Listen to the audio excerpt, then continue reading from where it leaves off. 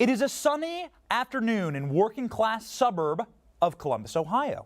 Police arrive at the scene of a 911 call about a stabbing. The cops exit their vehicles to make sense of a group of young people upset in the sidewalk. Some are yelling loudly. In an instant, a woman comes tearing into the group, wielding a knife. She barrels over one of the bystanders and lunges at another in full view of the police officers. A blade is drawn. The officer screams, "Get down! Stop!" The teen raises the blade and begins the downstroke, aimed directly at the torso of her victim. The cop fires, and we freeze frame right here, this frame. This is the modern-day political Rorschach blot test. What you see in this frame, in this image, says so much about you and where you fall on the political spectrum, the moral spectrum. Some see race, black versus white. Some see power, police versus civilian. Some see socioeconomics, middle-class unionized cop versus a child of poverty. Some see weaponry, gun versus knife. And some see the cop stopping a criminal act. Some see the killing of a disturbed teen. Whatever you see, let's agree on one thing. This is a tragedy. Americans want each other to live, not to die. We want to live happy lives in peace. So why did this tragedy happen? Let me suggest to you that whatever you see in that image, it is what is not in the picture that matters the very most.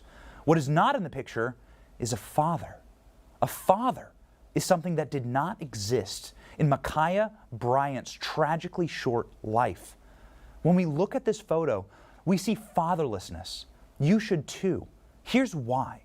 A shocking number of tragedies breaking our culture right now, ravaging our communities, can be traced to the shortage of good men. A complete lack of manliness in our society. Forget what they say about climate change or critical race theory. Fatherlessness is the true crisis in our society. Here's why.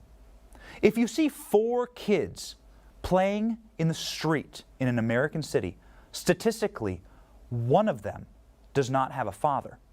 19 million children are living right now in our country without a biological, step or adoptive father. Not one, no one. No one to be there for them in a fatherly role. Ma'Khia Bryant was one of those people, one of those children. What effect did it have on her? This is what the research says. Because of her fatherlessness, Miss Bryant was likely to have psychological problems and crippling behavioral issues. She was 47% more likely to live in poverty.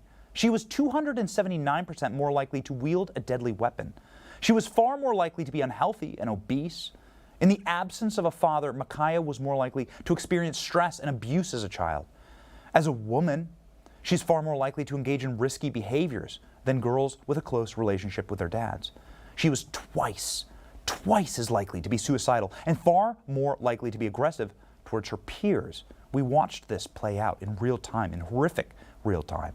Did fatherlessness contribute to Ma'Khia Bryant trying to commit murder with a knife in broad daylight? The research suggests yes, it did. So how did we get here? Where did Ma'Khia Bryant's father go? In the 1950s, only 9% of black children grew up without a father. That was the lowest rate in America. Today, over 70% of black children are born out of wedlock. The destruction of the father for a group of people in a single generation. So who did this? A report on family breakdown and the welfare system from the Institute of Family Studies suggests the federal government destroyed the father. Specifically, President Johnson in the so-called Great Society program, which is a communist, collectivist cancer injected into a healthy American body politic, says this is the culprit. The report states, programs actively discouraged marriage because welfare assistance went to mothers so long as the male was not in the household.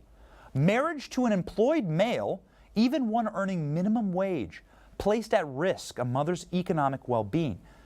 The infamous man in the house rule meant that welfare workers would randomly appear in homes to check to see if a father was present for their families. That's right.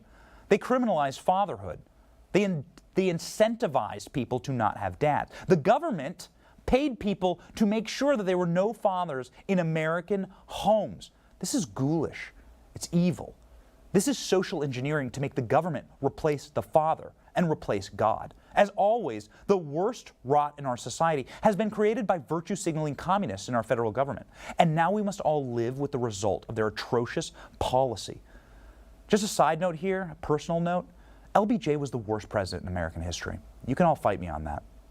The tyrants on the political left do not want you to know the results of their father-killing policies. Why would they? Americans would be outraged and never vote for them again.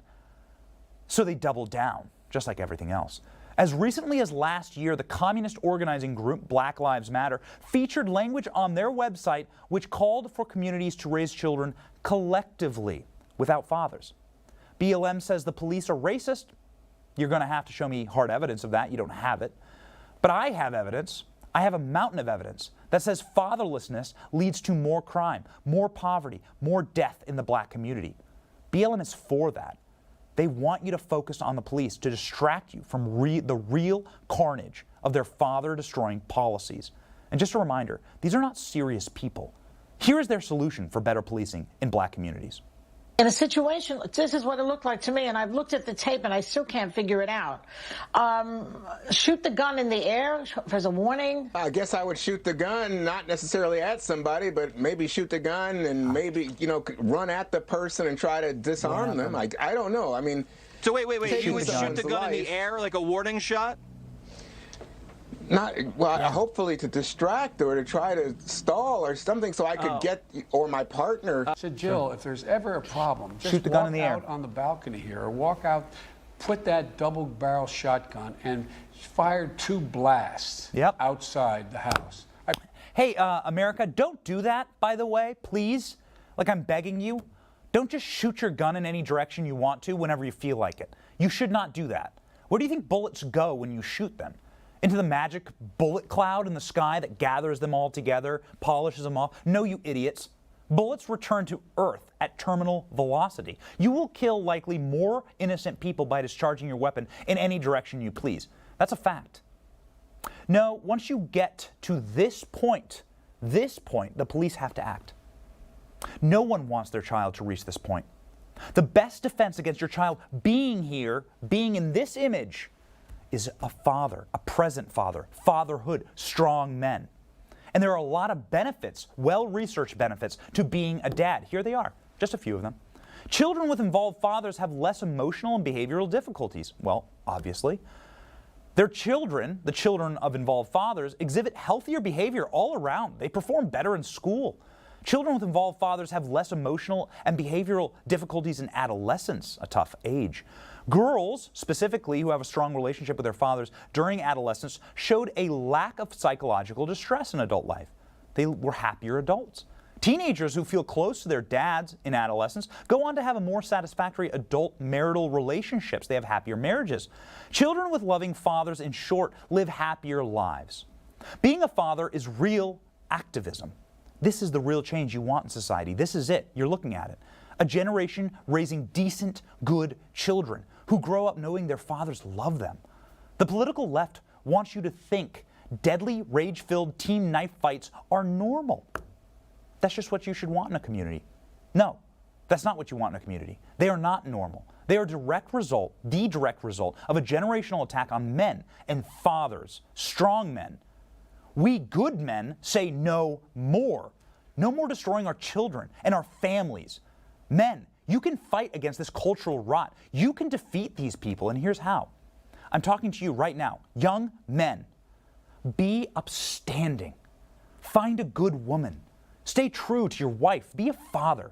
Serve God. Teach your children values. Provide for your family. The community will respect you. Your children will bless you. They'll love you. Reject the lies. Embrace tradition. There's the best part of all of this is that studies show that good fathers breed more good fathers. The young men that they raise become good dads. It's cyclical. The daughters of good men go on to want to marry good men, according to research, to create more good fathers. See the cycle? See how you can break this? There is a crisis in America, guys. It's a crisis of men, a crisis of manliness. We need more good men, and we can fix that. Be a man. Be a father. Do this simple thing, and we will save America. All we need is a few good men.